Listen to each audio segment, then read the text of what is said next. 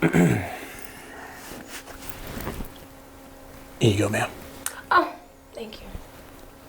Here we go. And we back up in this thing. Hey, Blair. Just want to let you know you're an 8-year-old phenom. You're an 8-year-old goat. Inspiring us to push these episodes out with mass quality and mass quantity. This one's for you. Cheers. I want everybody that's watching this to extend your cup and your glass toward the screen right now, whatever you're watching it on. Repeat after me as this toast has been passed on down from generation to generation, as you shall pass it on to those people. We're gonna party like rock stars. We're gonna fuck like porn stars. And we're gonna come like shooting stars. Hello.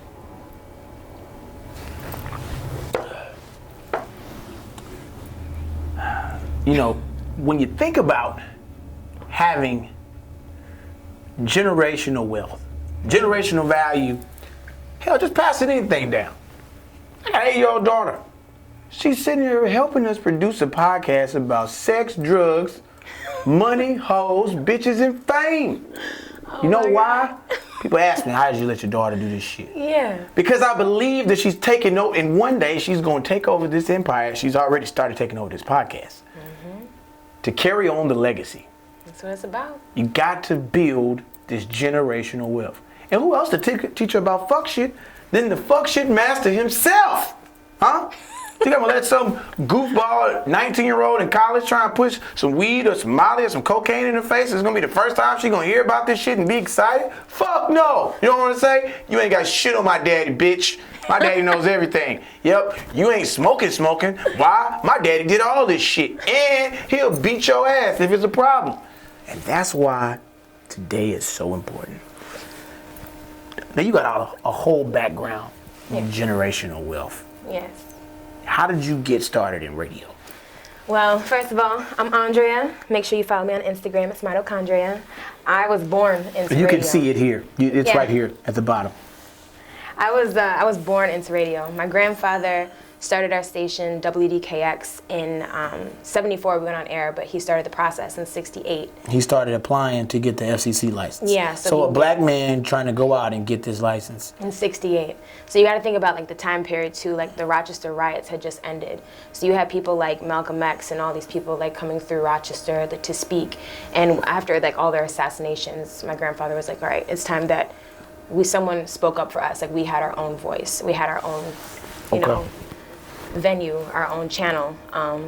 So he started the radio station 68, 74, we went on air, and the rest is history. My dad runs it now. I do social media, national sales, all that. And she's in LA. And I'm in LA, so I'm up at 4:30 in the morning to like get on calls, so I'm like on time in New York so that I can go to auditions in the afternoon and do. And who would have known your granddaddy would have had you out here running things in his posthumous life? This is amazing. See what happens here, folks? It's not worthless. We got to keep pushing for it. Got to. So, like, what's the craziest shit that's done happened running a radio station? Ooh, child. Let's give us the raw. Let's hear it. The craziest thing. So, there's been a lot of characters that have come in and out of the station. But I think the craziest thing that I walked into personally, I was about 15 years old, and it was a Friday night. What year was this? Like what? This was like 2006. Okay. 2007. And, you know, the late night show, there's no one really in the station. It's real dark. It's very intimate, very quiet. But the rules of the business are, like, if you're in the studio, you're the only person that should be in the building. But this was before, I think this was before we had, like, the key fobs and everything. Right. So, you know, and I think we didn't have cameras then either. So, you know, people would kind of do what they wanted to do. And it's quiet, it's intimate, you could play the music, and being on the air is like a really big deal. So my dad is downstairs in his office and tells me to go upstairs and check on something in the studio. I hear like all these noises. I'm like, what the fuck? What's going on? I walk in and one of our air personalities is hooking up with this random ass girl. In the studio. We're gonna need that name. I don't need to give his name. We need that name. I can't give his name. That. Was he on nights? Yeah, he was on nights. I'm gonna tell you what. He was on weekends. And let me tell you where you're going to get the name of that. Patreon.com/Did You Miss Me podcast. We got the name to that story of that air personality where you can find that at. Yeah. So he's in there smashing, going fed. And that's actually not like the first time that ever happened. Because even like stories from my dad, I would hear about people would just be fucking in the radio. Say, oh, can I swear on here? Sorry. Swear? Sorry, Blair. Swear? Sorry, fuck. Yeah, they was fucking. That's what they was doing. They was fucking at the radio station. Like, I'm not really sure like where people thought that was a good idea. Like, you're at your job. What the fuck are you doing? It was WDI Dick. That's what it was. Literally. And it was like, you know, we're up here trying to like make a name and, you know, provide, like I was saying, like a channel for black excellence. And you out here just acting stupid. There's only so much black excellence you can say for somebody to get turned on and be like, you know what, hey, goddamn it, you done preach me to, I want to fuck. What we doing? No. We got to do this like, you now. Gotta keep your standards high. Like, do that They was at home. ugly. Oh, okay. They doing it, not doing it at home. No, they're doing it at work. I feel bad because I feel like if we were hired, I feel like our podcast would definitely probably have been fucking at the radio station. Especially Delay. All right, hey, Billy. Had to get somebody over there to it, man. And if you want to get fucked in the radio station, give us a call. 323-385-9734. We'll get somebody over there to you, even if you're at the radio station, public radio station, National Public Broadcasting, PBS. God damn it, we don't give a damn. Christian radio station. We on the way. It ain't no problem. It ain't no problem if you're married. If you're married, then the Lord will see you through it. You know, we even had like this one air personality. She was late nights too. I feel like the weirdest shit always happens at late nights because there's no one around. But Y'all got cameras in there now? Now we have cameras and nobody acts up now. Now that they know that they're like being watched. Your daddy at the crib, I wish somebody would. Right. I wish somebody would get He would be so pissed. But this was probably like when I was maybe like 4 or 5. I didn't walk in on this, but the air conditioning, I guess, went out in the studios. And we had a late night host. It was a woman at the time. And she just did her show butt-ass naked. That sounds... She said it got her in the mood and to, like, deliver her breaks. Well, shit. I guess that's what, you know, There's damn. No. She got Like, it was, like, such random things that would go on there. Like, I really need to write a TV show about the stuff that would happen there. Because you would never guess, like, the shenanigans that would go down. So you came out here to Los Angeles. Yes. And how the fellas treating you? Well, the culture is very different in Los Angeles. I'll say that. The dating culture. What's happening with that? I feel like it's a lot of crazy shit happening to you over there. Well, I feel like on the East Coast, people are much more like direct. They're in your face. They tell you what they want or what they don't want. Here, people kind of like beat around the bush. They don't really know what they want. Or they just like weren't raised right. Like I went out with this guy who asked me out to dinner. And then wanted what? Well, he was Muslim and he ordered a steak, which I didn't know Muslims ate steak. And he started drinking like crazy. And so he's just like drunk, chewing with his mouth open. So I'm just sitting there with like a little cheese plate. And he asked if he could have some. And I guess he's never had like brie before. It's like the spreadable cheese. He like goes to put it in his mouth and just goes like this and then spits it out into a napkin at the table. Boy, it's savage. It's not savage. You were raised by wolves. Like what's wrong with these people out here? The name of my special before last, Raised by Wolves. Get that available on iTunes now. Something wrong with them. Yeah, something's definitely wrong with them. So, these old guys that's been getting at you. Oh, child. Okay, so I think I have just like a sign on my forehead that says 65 and above, please apply or something. Because I don't know if they're just like trying to get their groove back or whatever have you. But I was on set with this older guy and I was ADing the project. And I thought things were cool, like there was nothing crazy going on. I was doing my job, he was doing his job. And then all of a sudden I get like this message from him, today actually, where he said, so my friend was wondering if you date older men, because that's what we heard from someone else. I said, who the fuck did you hear from? I never talked to anyone over the age of 40 in Los Angeles. And I was like, 40's your limit.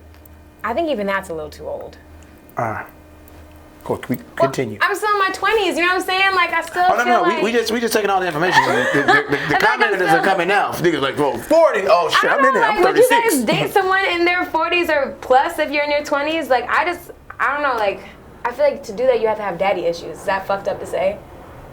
Or you like old dick. Either way. Like I don't want someone's like balls hanging to their knees. I don't know. Like I just can't. You can't see that.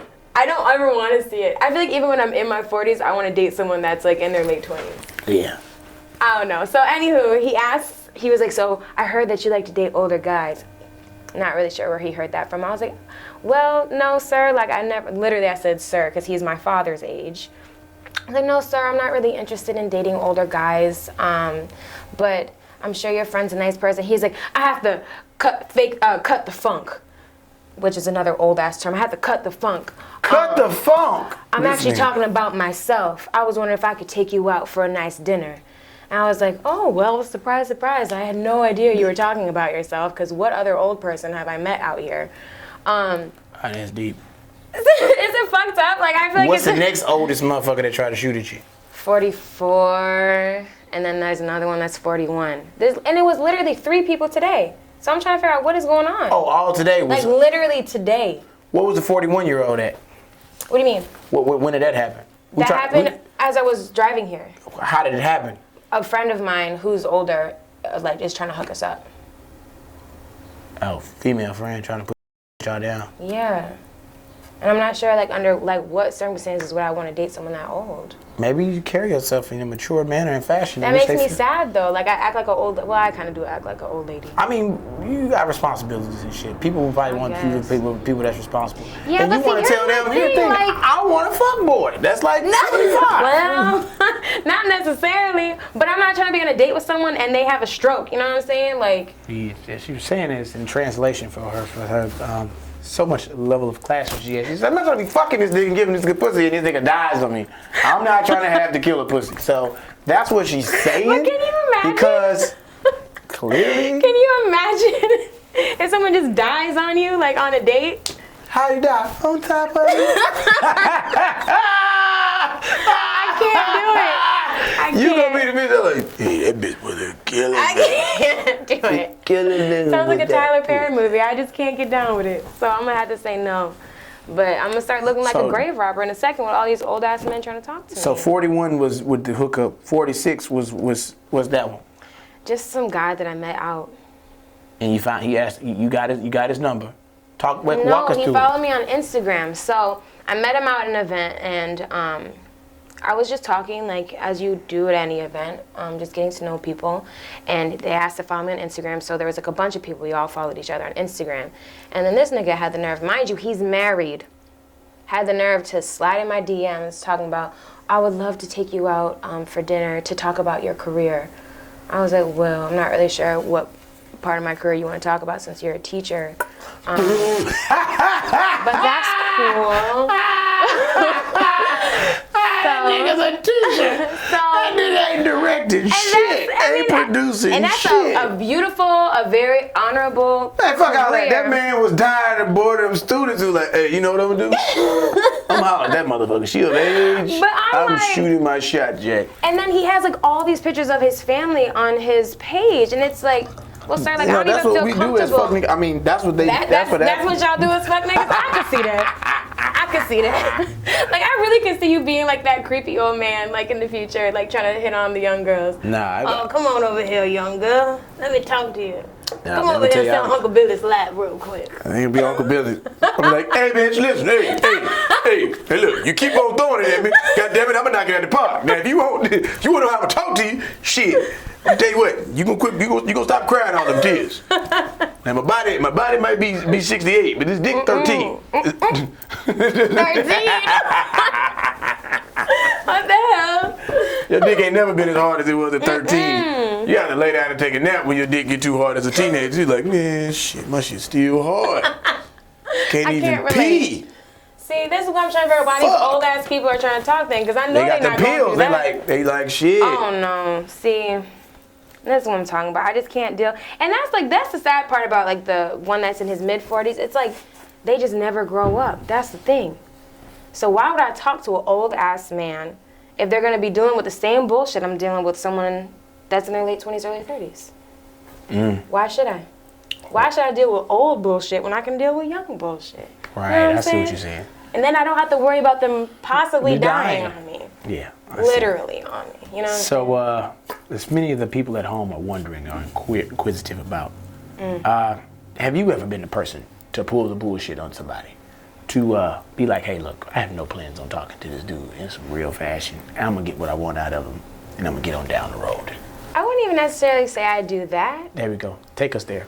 We're riding with you. But I have been called a nigga multiple times. Give me your top 3 nigga moments, please. I don't think they're nigga moments. I feel like I'm just keeping it real. So like if a guy starts a conversation with me and I don't feel like talking, I'm not going to continue the conversation.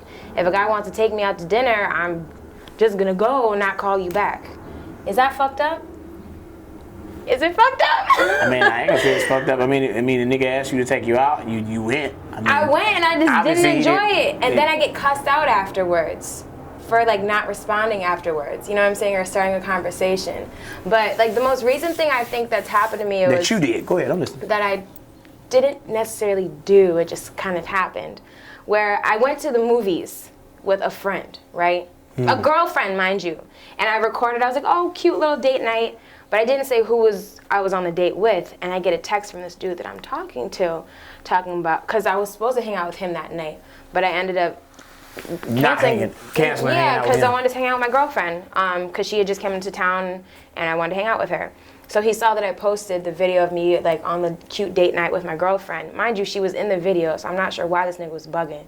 And so I get a call from him while I'm at the movies. I declined it. He called me 5 more times. I declined it. Then I get a text message.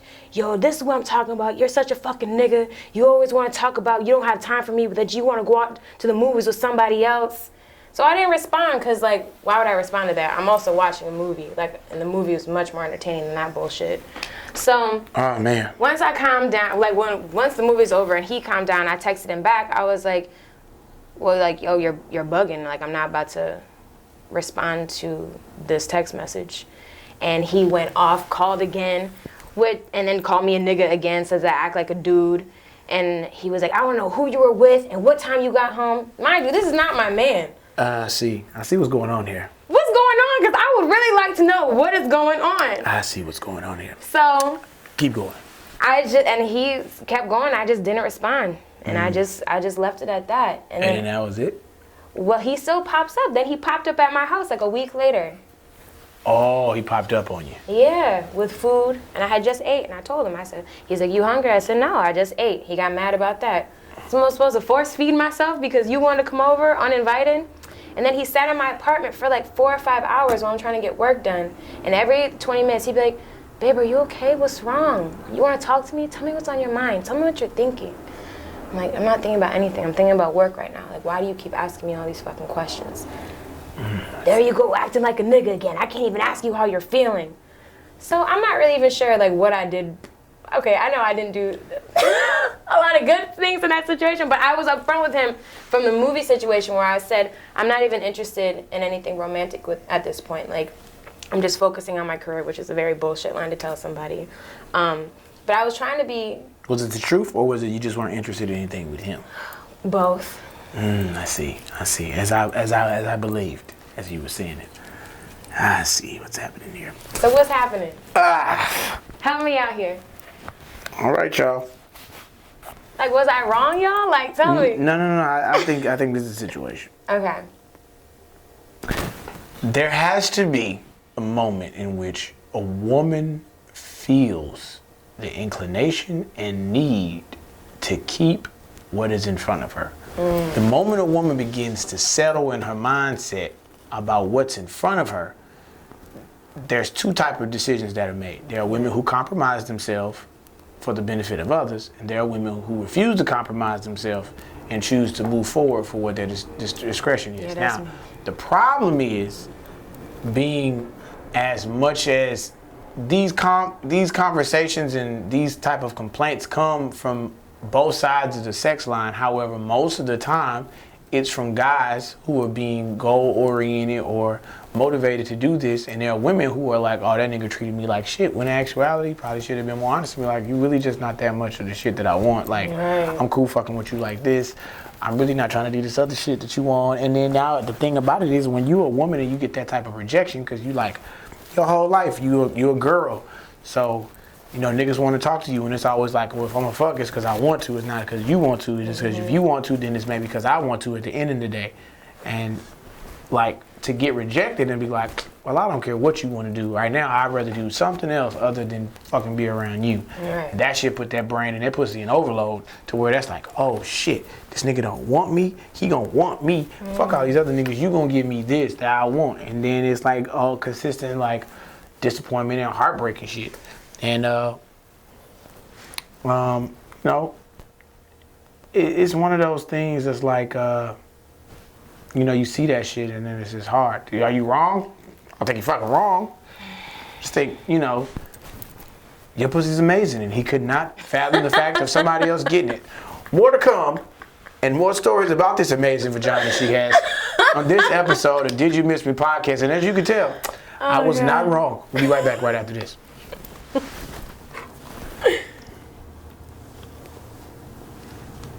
What other stories?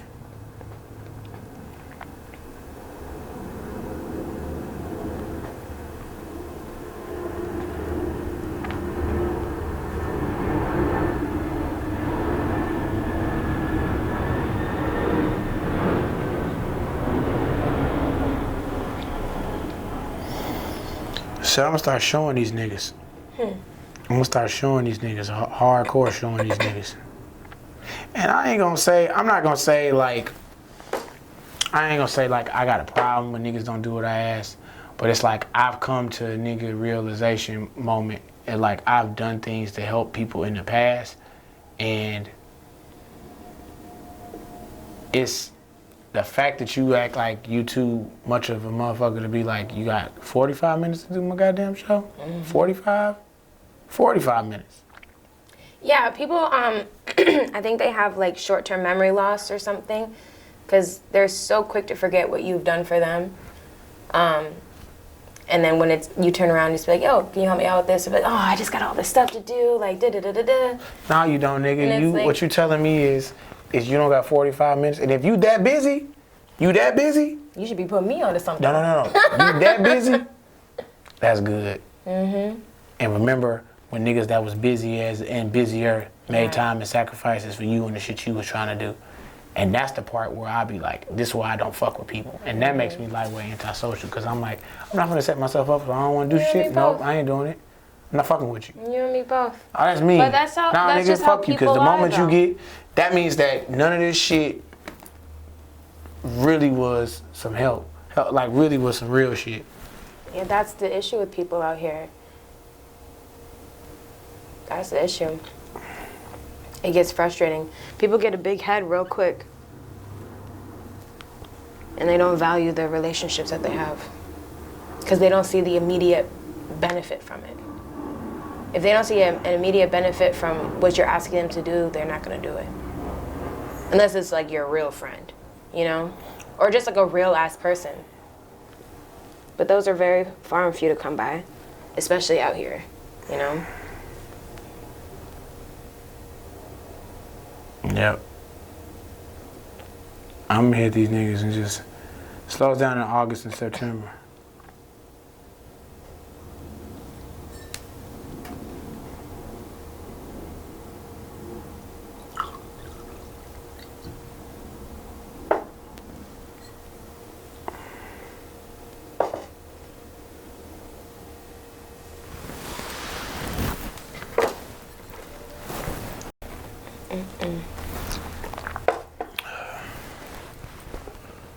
All right. So in this one, just give me one more story about something. It could be a date, could be some other crazy shit that happened that's interesting, or just I could give you a date with a comedian I went on. That's why I don't date comedians. You gotta give me that name. I don't remember his name, actually. I'm really good at blocking things out. Is he prominent? Like, is he No. just out here a comedian? Yeah. Where you from? He wasn't really funny. I think his last name was Knight. Oh. He was on a TV Jack show. Knight. Yes. Yeah. That was the worst date I've been on.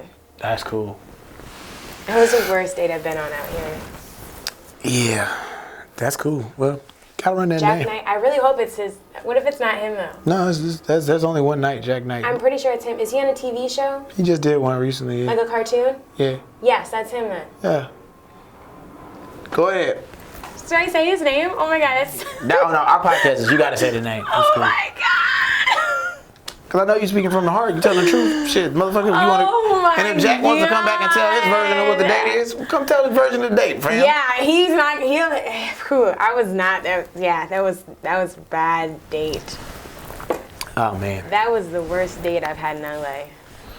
Well, you paint the picture from the time of asking you out, how you met him, to the date, what went wrong, and then the aftermath. And then I'll finish up the episode. Okay.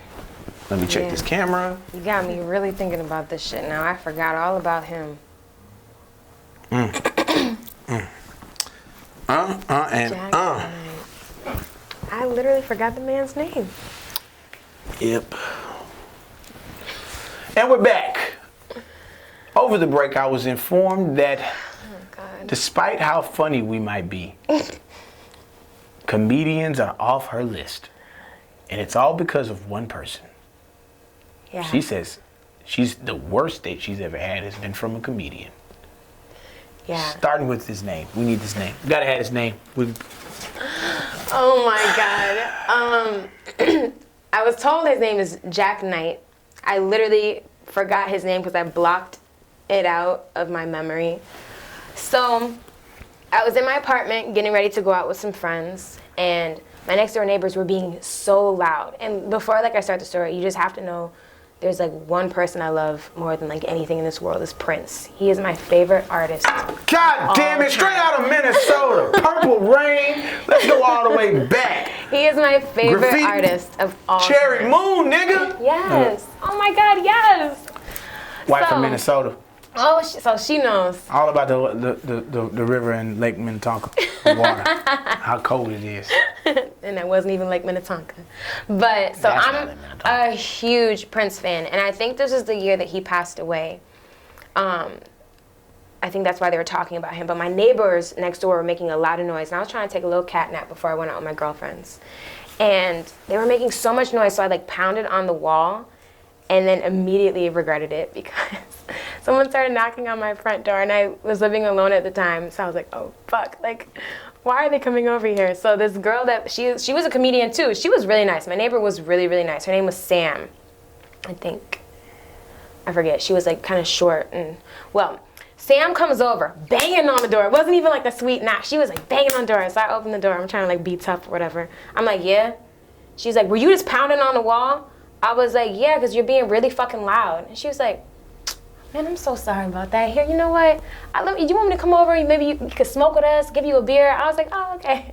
No, I'm fine, but please stop being so loud. The reason why I banged on the walls because I heard them saying that Prince died because he had AIDS, which was completely false. He died from a drug overdose from his medication pills. Yeah, so Right. So I banged on the wall when they started talking shit about Prince. So I was like, okay, I've had enough. So she came over and I told her, I was like, yeah, I didn't appreciate what you guys were saying about Prince, and you're that fucking loud that I can hear everything that you're saying in your conversation. Right. So she apologized. She was like, you can come over for a drink. I'm like, no, I'm good. I'm going out with my friends. Then I get another knock on the door, and it's Jack Knight. And he was the one that I guess made the comments about Prince having AIDS. And he brought a beer, and he's like, I just wanted to come over and apologize for what I said and for being loud. Here's a beer. And I was like, nah, I was really fucked up. That's my favorite artist. You don't talk about him like that. You're just saying anything. He's like, well, I'm a comedian, so we always just say reckless things. And I was like, oh, okay. And he was like, well, I really apologize. Let me make it up to you. Let me take you out. I was like, wow, this is really a 180. But I was like, I think that was my year of yes or some shit. I'm not really sure why I agreed to that. So I gave him my number, and I went out with my friends. So I feel a couple weeks passed or whatever, and we ended up grabbing happy hour at this bar down in Culver City, or at this restaurant. It was really cute. But he seemed like kind of uncomfortable like the entire time. He was kind of like shifting and like looking around. And I was like, "Are you okay? Like, what are you looking?" He's like, "Oh, like I'm just, looking at my surroundings or whatever." And it was nice. When you go on dates. What restaurant were you guys at? I can't remember what it was called. I just remember it was in Culver City. It was a really nice letting. It was really like not ritzy, but it was like very like posh. Like it was a nice posh restaurant for happy hour. Just grab some drinks. But it was just a lot of like white people and then us. So I think that's why he was like kind of looking around a lot. I don't know. That was the only thing I could gather. So as we're sitting down having the conversation, I had to give him my whole spiel about Prince, about why he's the most magnificent artist that's ever like touched this earth's surface. And he told me why he thought he had AIDS, or he thought that Prince was like a little too like feminine and effeminate, like wearing like all those revealing clothes and stuff. And I like androgynous guys that can like, like the Lenny Kravitz Prince types that can like really like sit in their masculinity to the point that they can wear that kind of stuff. And he didn't really agree. So the conversation was like, we weren't really seeing eye to eye. It's not like it was a bad conversation. It's just like, okay, like agree to disagree type of thing. Right. To the point where it got to, I think the conversation turned into like interracial dating. I'm not really sure like how we got into this conversation, to be honest. I think what really kind of set it off was because I always told him I wasn't like a real big fan, and my apologies, but I've warmed up to it now. So I've never been a fan of like stand-up comedy because I always felt like it was like self-deprecating, or like they talked about really like I never understood why people would like laugh at like the terrible shitty things that like someone went through with their life. Like I always felt like people are like laying their soul out and talking about like the most horrific things that have ever happened, and then a crowd of people are just laughing at you. And I was like, yeah, like I don't understand why people laugh about like certain things. And he's like, oh, like you just don't get comedy. I was like, oh, maybe I don't. So, but I've warmed up to it a lot, and I think that's what pissed him off, because like I didn't understand like what he did for a living. Not that I was like damning it or anything. He asked me like why I don't go to comedy shows, and I told him like don't fucking ask me questions you don't want the answer to.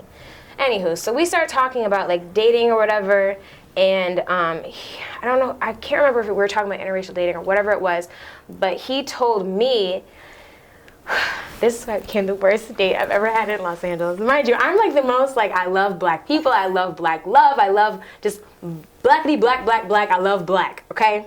Yeah. Nothing wrong with anyone else, I just love blackness. So he told me that if a black man wanted to become successful, his only chance at doing that is being with a white woman. Hey, we gotta take a commercial break. hey, bro. Hey, let me tell you. Hey, man. Hey, you know what? I ain't never did this. I need. What the fuck? Yeah. I need 5. Hey, man. He said, man. So I was like, well, what about the Obamas? Hey, man, we'll be right back, bro. Fuck all this polite shit. Sponsors, nigga. Yeah. Oh, God. Wait, he said what? Yeah. Hey, cut that. Hold on, man. Yeah. Shit, no. Hold on, nigga. Yeah, man.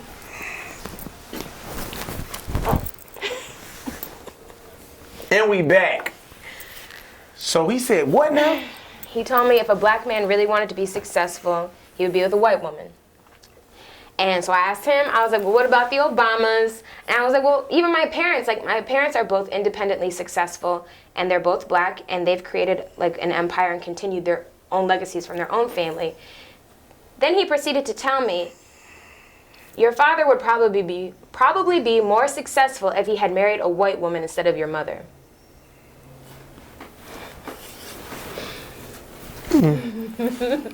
And what else he said? Wait, what was this? What about his? Okay, that's okay. Oh, and then I said, I was like, so do you have like a problem with like black women, or do you prefer like interracial relationships? He goes, well, I mean, you see I'm on a date with you, so like I obviously don't have a problem with like not being as successful as I possibly could be, because I do love black women. Like my mom's black. And I was like, what the fuck are you talking about? Like, it was the weirdest shit I've ever heard come out of I can't even say that, because like where I'm from, black men do say some weird shit like that. Being on a date with me, you're literally sitting across the table from me telling me that you're choosing to take a life of less success because you know you're gonna be with a black woman. Like, I can't even let the words come out of my mouth because it doesn't make sense. So yeah, that was my worst date in LA. Yeah. So. Okay. He's saying the path of least resistance is being with a white woman to give him a prominent, higher level of success. I'm just gonna say this shit right now. I'm gonna say it, and I don't give a fuck how they feel about it. That's some hoe ass shit, bruh. And let me tell you, it's not even factual. Here's the thing about white people. You ready? I'm ready. Anybody, any fucking body, white, can be successful. You know why? Because they had 200 plus years to have 2.3 million people working for fucking free. Mm-hmm. Fuck George Washington. Fuck Abraham Lincoln, even though he stopped the goddamn. Man, fuck all them white people. He don't even really count. He did it more for political. Nigga. The forefathers of this country, people get mad. You know what? We're about to make history because we ain't never really gotten political shit when I started giving my opinion about shit. Mostly storytelling, and I'm sorry it's happened on this episode, but shit's getting real, and we got to just lay some groundwork. Am I racist? No, you know why? Because black men can't be racist. Because racism is based on a systematic socioeconomic advantage, in which case you choose to disenfranchise another race of people to not have an advantage in a system you have an advantage in. Can't be racist, my friend. Let's talk about a couple of things. One being of which, you ready to hear this? Fuck it, I'm gonna go there. When people come to me and they say, well, Billy, you seem so insensitive to the needs and the causes of other people. Well, I got a very simple diagnosis process, my friend. Diagnosis is very simple. How I triage things I give a fuck about. This is how I triage the shit I care about. You tell me. Well, it's very sad that the homosexuals and the transgenders are not getting up. First thing I say, were they slaves? Some of them. Nope. Did they hang on trees on the side of the freeway? Nope. Sorry, my friend, we got some shit we got to get to first because we still ain't got our reparations and we still ain't got the shit we supposed to have. Want to tell me about Mexicans coming over here across the border in search of a better life? Were they slaves?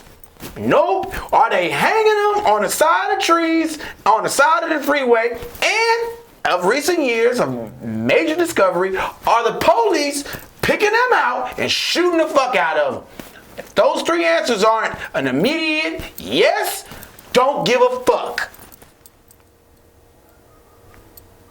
Till we figure that out, fam, we got a lot of other shit to deal with. Now, you can go to somebody else and get them to give a fuck about it. I don't give a fuck. Stop coming the fuck over here. My people had to be slaves to get over here, fam. We grandfathered in. Make it over how you make it over. I ain't saying don't come over here, but don't expect me to put down my motherfucking issues. Sorry, I'm doing this, Emilio's story. No, Gotta do it. Gotta say this shit now to the people at home. You know why? You know why? Why? Because when shit happen to black people, all the fucking people they ask us to go to war for, they be quiet than a motherfucker. Mm-hmm. Yeah. Women's rights shit, that ain't for you black women. Nope. That is because white men treat white women in a disenfranchised situation because they know if white women get on the equal playing field for them, the whole world gonna go a whole different fucking way. Because they got an inner hatred that is so bitter and so passive aggressive, it's fucking evil. And you can call me what you want to call me, and that's fine. But understand this, when they talking about women's rights, they ain't talking about you, black women, because guess what? They are making you turn against your counterpart, and your counterpart does not get equal playing field or equal seat at the table. And I'm not talking about the table of their hand feeding us, but of equality, the table of equal justice, the table of rational, moral, human rights. We ain't at that table. Our chair's not there, fam. It's an empty space, and ain't no seat there for us. Niggas want to get mad at me. All that peaceful shit. Niggas been should have threw an uprising and just start murdering a bunch of honkies. I'm saying it. Probably gonna have to cut this out. Probably gonna have to get the fuck out of here. They should have been did it. But you know what? Somebody back in the slave days was like, no, Master said he love us. Master say this, that, and third. Yeah, that's why movies. Remember, there were revolts, but you have to remember there's a thing called it's coming leaving my head right now. Manumission something. But slaves were rewarded if they would tell on other people. Yeah, we always it's 222 tips, Crime Stoppers, same shit. I'm not telling on nobody unless he raped some children. We didn't just sit. I'm not calling in on no bank robber, my nigga, because the banks insured us as slaves. So now how you feel about that? Do all the fraud you want to do to Bank of America, Wells Fargo, and Chase. They all benefited on the backs of slaves. So now I'm being in my nigga skin for a nigga moment, and it's all because one nigga wanted to tell a black woman that she was the direction of downfall for a black man's life and pit of success. Anybody can be successful when you have those generational moments of head start and illegal activity, which honestly, this ain't even a question about morality. This ain't even a conversation about criminal activity. This isn't about me trying to hold anybody morally or criminally responsible. But however, my friend, they always say, well, there's nobody living that was responsible for slavery. Glad you asked. Actually, there is, motherfucker. The same country that was founded in 1776. What's the establishment date? We had slaves then.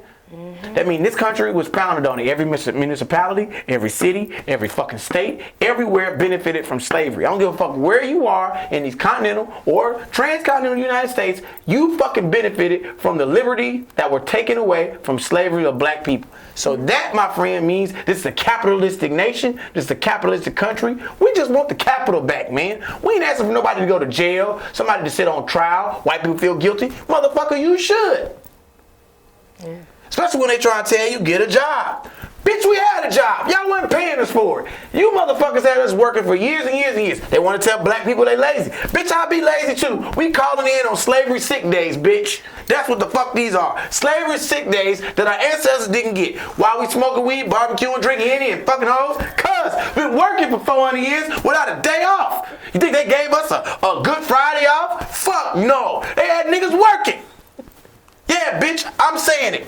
And fuck you if you don't like it. And I never done that on this podcast. I kept my political views. It's me and Dee, everybody be high, nigga do drugs. No, I'm not high. No, there's no cocaine in my system. I've been sober. Nigga had a little bit of red wine. And that's it. That's that on that. We'll be right back right after this. Because I need to... We'll be back.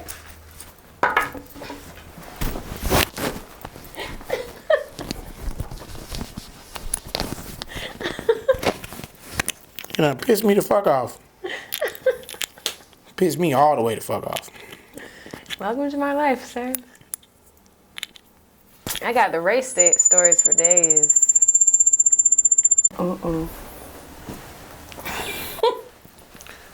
And we're back. Damn. I have to be honest. I'm gonna be honest with y'all for a minute. And at the stakes of everything, to not sound hypocritical, I've had feelings for one white woman in my life. Fair enough. It was 2004. I had just started my comedy career. There was a young lady who was a musical artist, sorts. She knew me through my stepbrother. It's a long story. We ain't got a lot of time to talk about that. That's a whole nother pie. But that's how I met her. She was from Missouri City, Sugarland area. She went to U of H. So we all were in a group setting, hung out one night. We started chopping it up, and she was bad.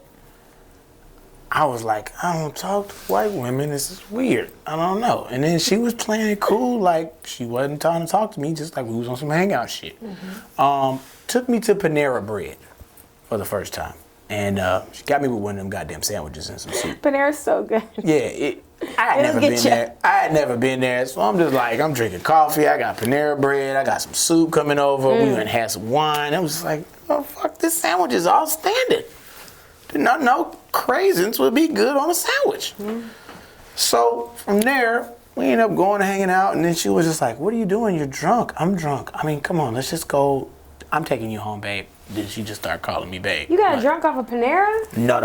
Oh, we went and had like a couple bottles of wine, then we started taking some shots. And then she had made it upon her, took it upon herself to say that I wasn't going home to drive, that she was taking me back to her place. In which case, I'm drunk, I'm not fighting the shit. Get there, we fuck around, and then the shit pops off. And then I'm standing in the mirror, like washing my face, like, trying to realize is this happening? Just happened. Mm-hmm. And there's a full white woman in this room. Now, what I'm not paying attention to is that she lives on campus at the University of Houston. And I was like, your roommate? She's like, oh, she's never here. I'm not thinking about nothing else. I lay down. I go to sleep. I wake up in the middle of the night. And I'm looking, just staring at it. It's like, it's a white woman. I'm laying in a white woman's house. So I just started looking at shit. I start thumbing through shit, just like trying to see how she got a stack of CDs. I'm going through them. Ja Rule, DMX. Okay, music not bad, but Mariah Carey. And, you know, I was like, fuck. And I had this level of insomnia where I just was up. And I was like, I don't know where I'm at. I know I'm at U of H. It's raining. Lay down, go back to sleep. She wakes up. She says, babe, you must be hungry. Let me fix you something. Makes me this like hot turkey, egg, toasted sandwich with like, gonna sound crazy, peanut butter on it. So it's like peanut butter and jelly with egg and turkey on it in the middle of the night. I ate that shit and laid down like about to just pass out like a baby. And then on top of that, as we're watching TV, she goes under the covers, gives me some firehead, and sucks me out of there.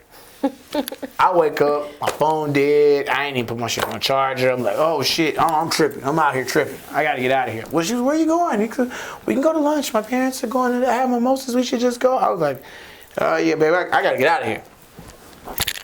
I'm going out. I'm rushing immediately out that bitch. I'm pulling up. Zipper down, pants, I'm throwing. I gotta get to my car. As a matter of fact, I can just walk across the street. I'm gonna get my car later because TSU, U of H on campus. I'm getting the fuck out this white woman's dormitory. Come out in the open commons area of her apartment. It's a full black woman hair salon. They got incense burning, Erykah Badu, because it's Saturday morning and it's a beauty shop in that bitch because her roommate is from Dallas, Texas, black as fuck, got about 3 girls in there getting their hair done. And I walk my ass out early out the white woman's room. And there they are. They see me, I see them. And the guilt of the dick that I put on that white woman that evening and that morning started tearing me up inside. And they was just looking. One of them tried to break the ice. Hey! You slept late? I was like, oh man, you know shit, niggas was drunk. Hey man, y'all be safe out there, man. Ain't you the comedian, dude? No, yeah. I knew you too. I'm getting the fuck out of here. So I am running down the street. Didn't talk to her today. I text her. I said, hey, thanks for everything. Thanks for making sure I got home safe. Oh, no problem, cool. No problem. Didn't say nothing. Next day, I couldn't remember the name of that restaurant. I had a craving for one of them sandwiches. Panera? I text. I said, hey, what was the name of that place you took me to? Oh, Panera? I said, yeah, that damn sandwich was crazy. I'm gonna go get one. She was like, I'll take it. Where are you? I'm like, I'm in my apartment on campus. Stay right there. Don't move. White woman goes, gets me some Panera, more Panera bread. What's her name? Oh, it's coming. That I didn't know was, she shows up to my house with a little bag. She's got like some little tissue paper in it. It's got like a ribbon on there. Aww. And in there, she had 3 things. She had a pen. Nobody had ever gave me a pen. But it had my name engraved on it. That quick? This bitch is moving. It's only been, 36 hours. She got me a pen, my name engraved on it. She gave me a little leather-bound black notebook. And she says, hey, I got you this because I believe in what you're doing in your dreams and you're going to be a big star one day. How long did you know her before then? I had met her like a year before that, but we had hung out for the first time on the one, like that day, and I took her down that day. She got took down that day. I'm going to throw a red flag on this one. All right. Go so ahead. Then I felt like shit. Why? That's too much. That's a lot. That's too much. Then she hits me with this, pulls out a Richard Pryor Live on Sunset Strip DVD and Panera Bread. And I was like, that's really sweet. Fuck. That's sweet. She comes in. First thing she does is like, look, let's just clean off your desk so you have a clear place to write and think.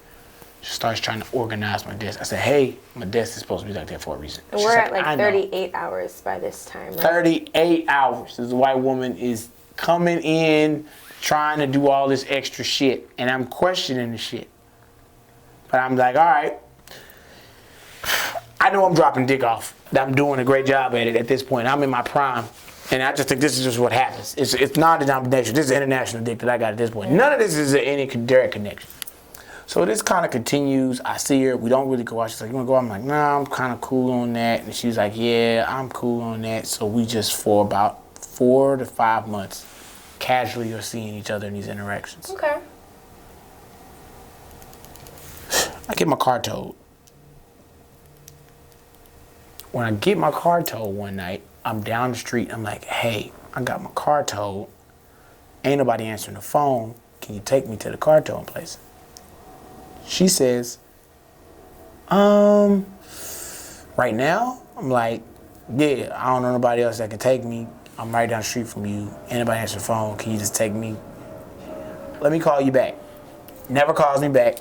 I end up saying, fuck it. I walk. Somebody sees me walking. I go get my car. I pick it up from the towing place because I went out and I parked it wrong and it got towed. And then I go back to my apartment. Cool. She texts me, you good? I'm like, I don't respond. I ain't saying shit. And so I'm out at Frenchie's. Frenchie's, I go get some chicken. Frenchie's is a chicken spot right there on Scott Street, right in front of Willard Avenue. Historic Cajun fried chicken spot. I'm getting some chicken. I got my lemon cake. I'm walking back to my apartment on campus because I'm right on the other side in Greystone. I walk, and I see the car pull up next to me. She rolls the window down. She was like, hey, what are you doing? I'm like, got some chicken. What's up? She was like, yeah, so I got a boyfriend now. I'm like, that's cool. Totally cool. And I was like, damn, I just needed a ride to the Right. You to the tow jar. I mean, you could just told me, you know, she was like, look, I didn't want to make it a thing. I didn't know if he was gonna be mad, and I didn't want you to have a problem with him. And I'm just like, well, like, was he there? Well, no, but he was gonna come later. But it was just, I don't know. I just didn't want to involve it, and I'm just be honest with you. It was fun. It was something that I wanted to do always. What do you mean? I just hope you weren't hoping that we were ever going to be anything. And I was like, fuck you mean hoping that we was going to be anything? She was like, no, I mean, you know, this was just for fun. Like, I mean, like, we weren't really going to be together or nothing like that. She was like, my parents wouldn't allow that. I mean, your parents probably wouldn't allow that. It was just a hookup. It was just some fun shit. And I wasn't thinking about it, but it put it in proper perspective for me. You weren't thinking about it? No. My thought process was very clear and abundantly clear once she said those words, that everything that I'd already had as a premonition was correct. Now, I can't speak for everybody, because some of y'all might be mixed and y'all parents might be black and white, and I can't speak on that. However, in my experience, in my 36 years, I know that it's a bucket list and a level of rebellion, in which case I have not experienced that. That's unfortunate for me. If there's a white woman out there that want to give us a call, you know the number. 323-385-9734. We're going to get somebody over there to you. We don't discriminate. We'll get somebody over there to you. It's crazy because, like, being out here in LA, you know, awards weekend is always a crazy weekend. Yeah. I was at the MTV Awards last week. I'm walking the red carpet, having a great time. On the carpet, I hear, hey, Billy, turn this way. I turn and I look, and it's Susie. Susie's sitting there with a camera crew. She's working doing entertainment reporting. I can't remember the name of the blog website. Her name isn't fucking Susie. Yep. It would be Susie. Susie, you. And she looked me dead in my eyes and said to me, did you miss me? God damn. Took him around the world. I'm Billy Strolls. I'm Andrea. And this has been another epic storytelling podcast of the Did You Miss Me podcast. Shout out to all the 323s out there. Make sure you subscribe to us on YouTube. Follow us wherever podcasts are found. You might be listening to us on SoundCloud. You might be listening to us on the Apple Podcast Network. You might even be listening to us even off our website streaming. Wherever you're listening to us at, we appreciate you. And join us in patreon.com/didyoumissme for exclusive content and interviews and much more. For my partners, Delay, Damn Fool, and the rest of the squad, we out.